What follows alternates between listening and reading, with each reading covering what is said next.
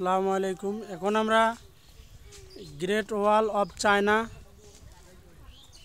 যার দৈর্ঘ্য হলো 21,196 কিলোমিটার, তার আদলেই ভিন্ন জগতে একটা চায়নার প্রাচীর তৈরি করা হয়েছে। আমরা সেটাতে এবার ঢুকবো। আমার ছেলে আবদুল্লাহ আল আজিজ অলরেডি সে অনেক খুশি এখানে দেখে। আমরা চায়নার প্রাচীরের আদলেই আমাদের এই ভিন্ন জগতে প্রাচীরটি তৈরি করা হয়েছে। যদিও দৈর্ঘ্যটা অত বড় নয়, চায়নার প্রাচীরটা হলো 21,196 কিলোমিটার, কিন্তু এটা আসলে শুধু বোঝানোর জন্যই এখানে এটা তৈরি করা হয়েছে, যাতে আমরা অনুভব করতে পারি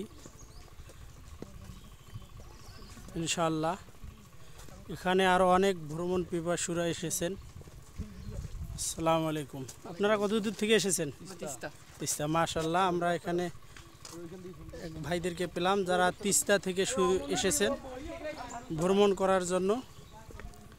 এখানে পাশে রয়েছে অনেক সুন্দর দিঘি, আবার তার বাম পাশে রয়েছে কৃষি জমি। রংপুর তো তামাকের জন্য বিখ্যাত, তামাক চাষ হয়েছে, তারপর ধান রোপণ করা হয়েছে।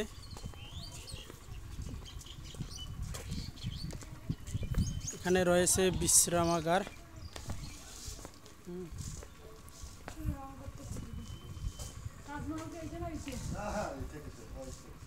আরও আমরা আরেকটু সামনে গেলেই তাজমহল পাবো ইনশাআল্লাহ। অনেকে বিশ্রাম নিচ্ছেন। বড় ভাই কি এখানে দায়িত্বে আছেন আপনি?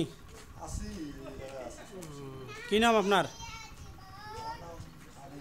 বাসা? আচ্ছা আচ্ছা, কতদিন থেকে আছেন এখানে দায়িত্বে? আচ্ছা আচ্ছা, আনিস ভাই বললেন যে এখানে উনি অনেক শুরু থেকে আছেন। তা আসলে শুরুতে যে জিনিসগুলো রাইট ছিল, এখন তো অনেক জিনিস যোগ করা হয়েছে, তাই না? এখানে ভবিষ্যতে কি চিড়িয়াখানাও গড়ে উঠবে? আলহামদুলিল্লাহ। আর এই এখানকার যে এমডি, উনি তো মারা গেছেন। ওনার ছেলে কয়জন? সবাই মিলি চালাচ্ছে এখন। মাশাআল্লাহ, আমরা অনেক সুন্দর তথ্য পাইলাম। আমাদের রংপুর জেলার মধ্যে রংপুর সদরে অবস্থিত অন্যতম ঐতিহ্যবাহী একটা বিনোদন পার্ক, যেটা হলো ভিন্ন জগৎ। সুদূর রংপুর থেকে মাত্র 30 টাকার ভাড়ার বিনিময়ে এখানে আসা যায়। প্রবেশ ফি হলো 100 টাকা। বিভিন্ন রাইডস আছে, ইনশাল্লাহ আমরা দেখে যেতে পারি।